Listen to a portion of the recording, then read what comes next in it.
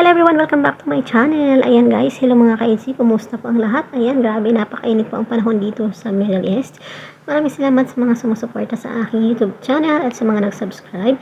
And guys, pag-usapan muna natin. Ayan, happy naman ako na nakita po at inaabangan ko talaga kahapon yung pagdating at pag-support ni Biancy doon kay Carla. Ayan, congratulations Carla kasi nga ayan, totally tapos na po yung bahay nila. Ayan nga, kahapon ay nag-ribbon cutting. At nakita natin na dumalo ang mga kalingap, especially ang ama ng kalingap, si Kuya Ban Santos Matubang, sina Ate Edna, si Jackie nandun din, syempre si Kalingap Rab, at ang lahat ng keyboys.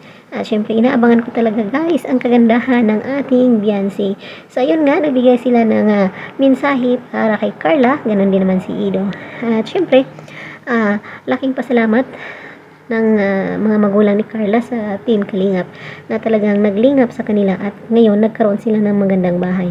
Syempre si Biancy naman ay talagang nag-level up na talaga ang ating Biancy kasi kung dati ay hindi siya marunong or nahihiya siyang makipag-usap, ngayon kahit hawak na niya yung mic, ayan, aba, dire-diretso na po ang kanyang pagsasalita.